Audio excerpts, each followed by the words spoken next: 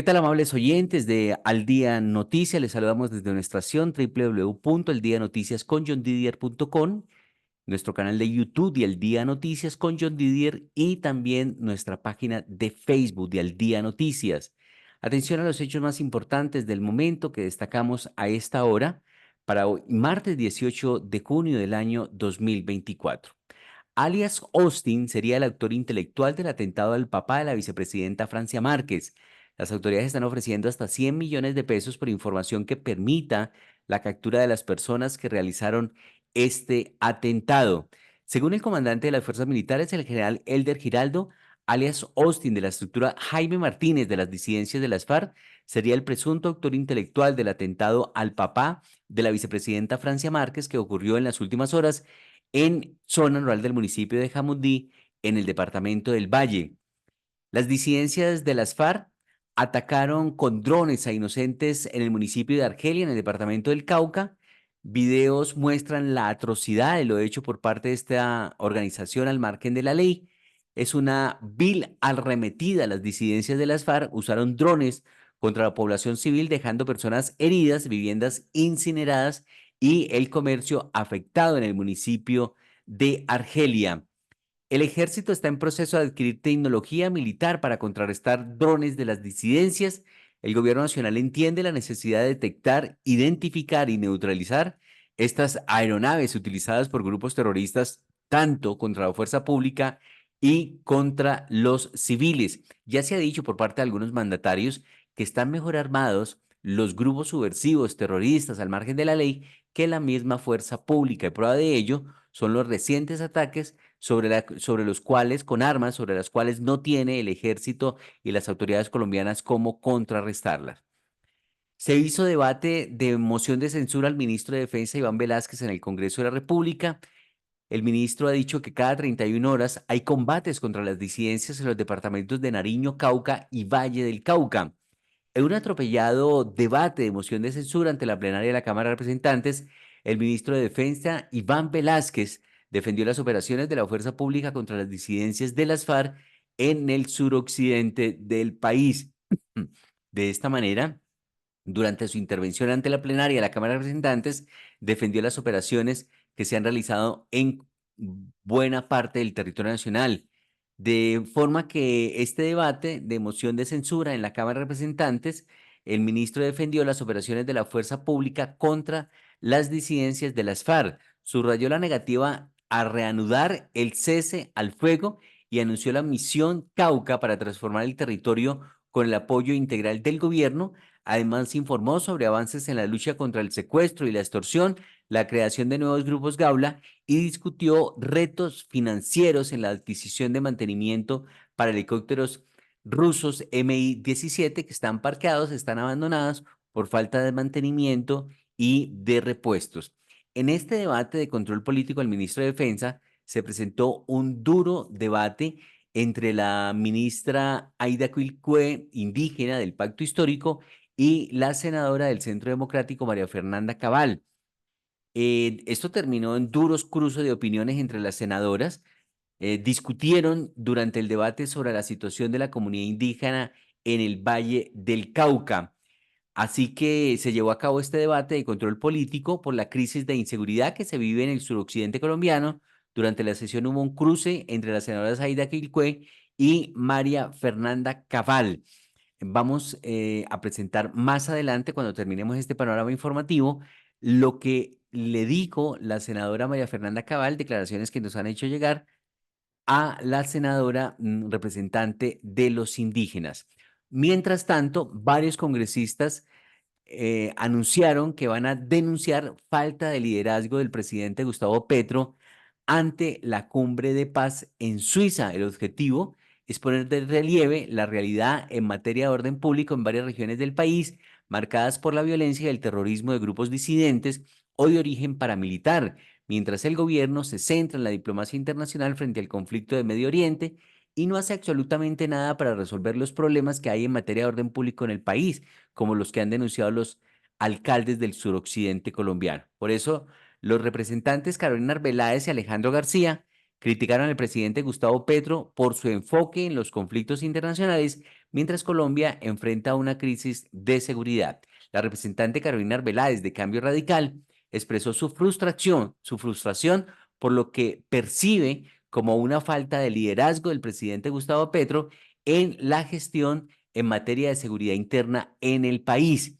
Arbeláez anunció planes para radicar una carta junto con la representante Juana Carolina Londoño, respaldada por más de 40 congresistas, dirigida a la Cumbre de Paz en Suiza y la Embajada de Suecia. El objetivo es poner de relieve la realidad en materia de orden público en varias regiones marcadas por la violencia y el terrorismo de grupos disidentes o de origen paramilitar, mientras el gobierno se centra en la diplomacia internacional frente al conflicto en Medio Oriente y no resuelve los problemas de orden público y de pobreza y de corrupción que hay en Colombia, aseguraron los congresistas. A propósito de congresistas, el presidente del Senado, Iván Name, denunció que su cuenta de Instagram fue hackeada. Iván Name aseguró que las autoridades ya tienen conocimiento de los hechos que afectan sus redes sociales. Capitales pide revisar la posibilidad de bombardear campamentos terroristas.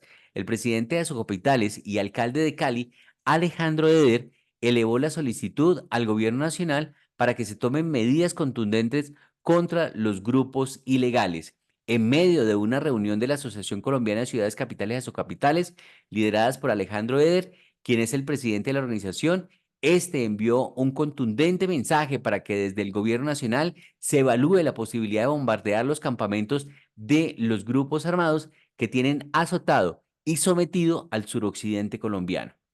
También hay noticia para destacar en este momento con relación a la Contraloría General de la República, que anunció apertura de investigación contra el ministro de Hacienda, Ricardo Bonilla, y otros funcionarios por pagos dobles de nómina. El proceso fue por los errores en el pago de la nómina a funcionarios de 74 entidades públicas en hechos ocurridos en noviembre del año 2023. Un hombre intentó asfixiar a una mujer en un carro en el centro de Bogotá. El detenido fue trasladado a la unidad de reacción inmediata URI del sector de Molinos, donde está siendo judicializado por el delito de violencia intrafamiliar.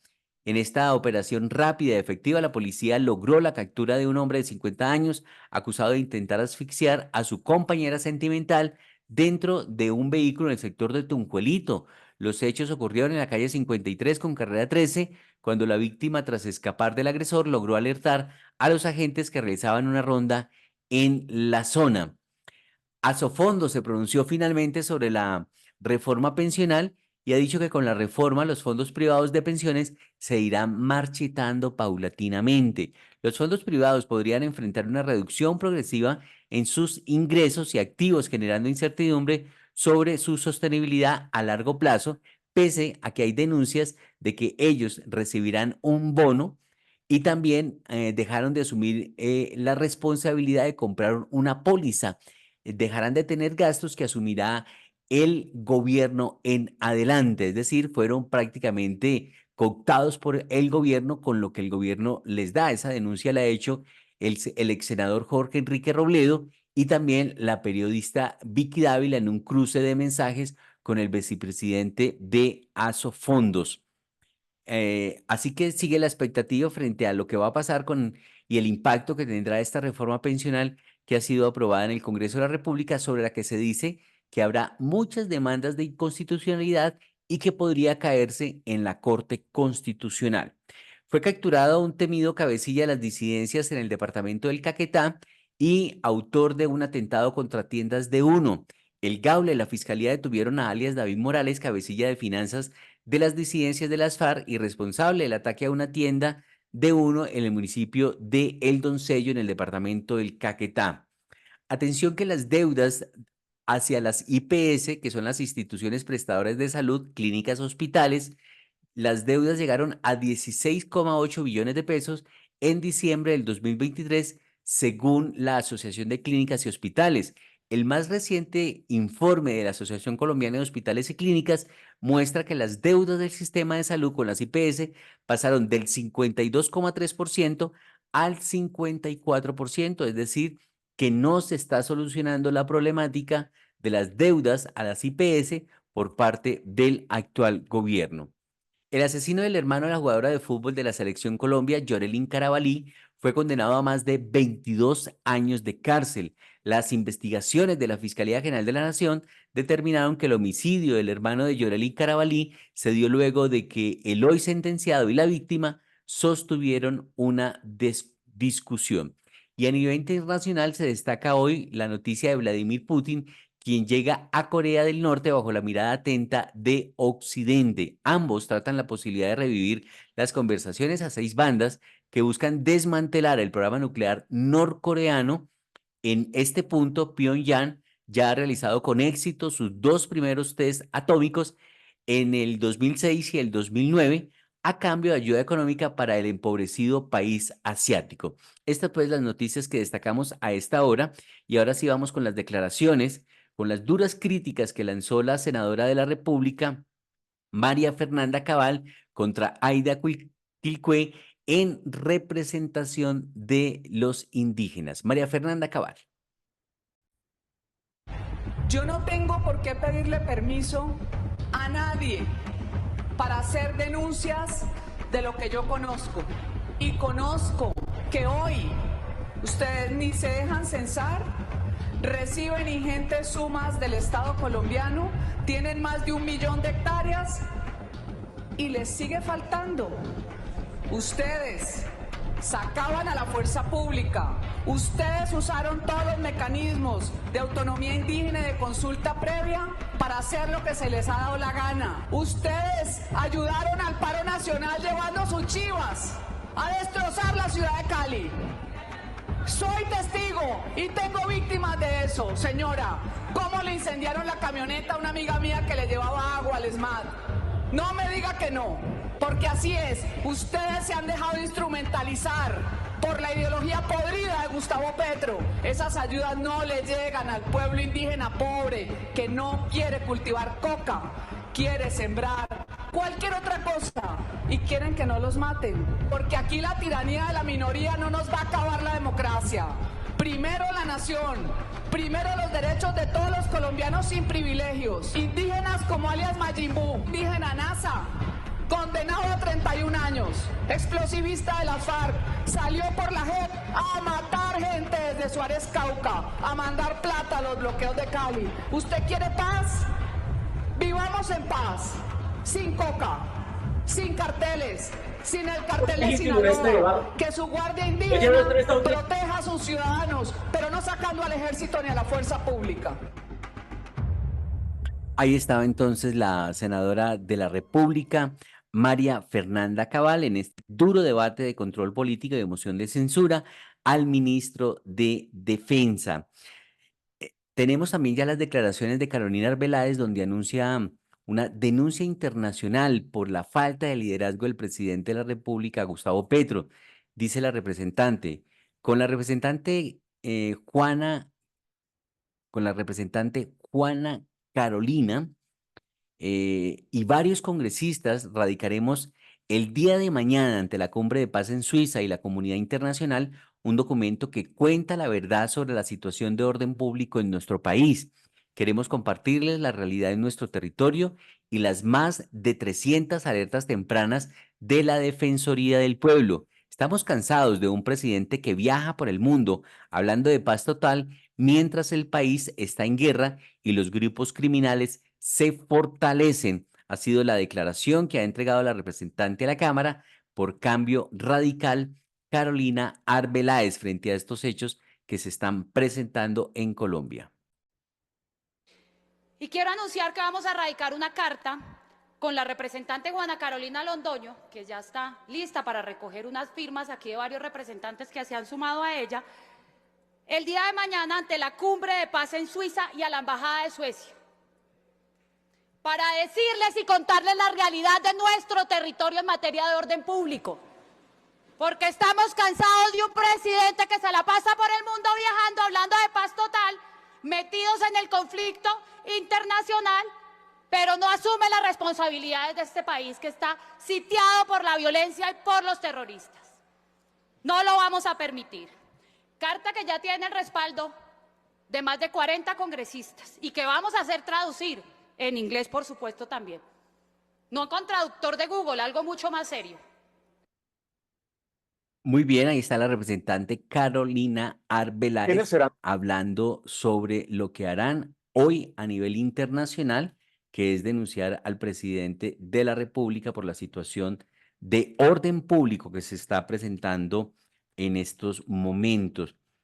Alejandro Gaviria, el exministro de Educación y de Salud, también ha hecho una declaración y ha hecho un análisis sobre los grandes perdedores con la reforma pensional que ha sido aprobada en el Congreso de la República.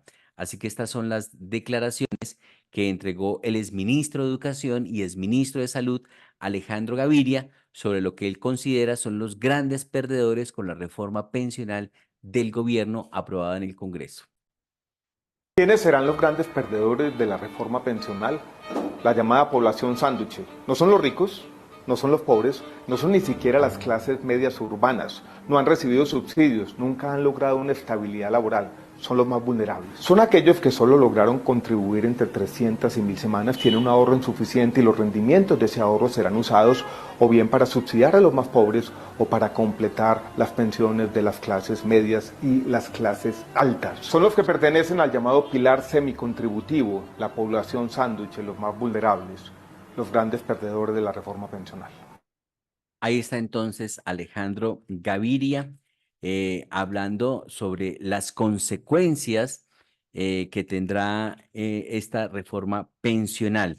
También tenemos declaraciones de la representante de la Cámara, Jennifer Pedraza, ha dicho, el Congreso sigue lleno de jugaditas. Vamos a dejar de compartir pantalla, ahora sí vamos con la información. Ha dicho Jennifer Pedraza, el Congreso sigue lleno de jugaditas. La semana pasada pupitrearon toda la reforma pensional y hoy quieren declarar improcedente la moción de censura contra el ministro de Salud. El pacto histórico se niega a dar el debate con leguleyadas. ¿Cuál es su temor al control político? Ha dicho la representante de la Cámara, Jennifer Pedraza, en este debate que se adelantó en las últimas horas allí en el Capitolio Nacional. Presidente, discúlpeme, pero la representante Marta Alfonso estaba aquí sentada cuando hace unos 15 minutos usted señaló que era la última ronda en la que se iban a recibir impedimentos.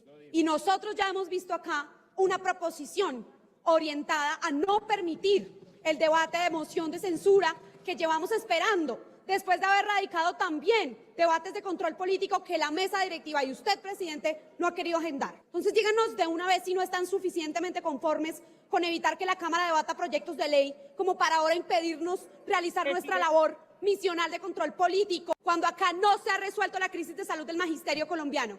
Hágame el favor, presidente, y haga cumplir esa decisión que usted tomó y que le consta a esta plenaria de la Cámara de Representantes de que no se iban a someter a votación más impedimentos, porque de lo contrario estaría claro que están saboteando esta moción de censura, que es muy importante para el país. Ahí está entonces la representante Jennifer Pedraza en este debate de control político que se ha adelantado en el Congreso. También ha intervenido la representante Catherine Jubinao y ha dicho, lo de hoy en la moción a Guillermo Alfonso Jaramillo, el ministro de Salud, es entre patético y gravísimo.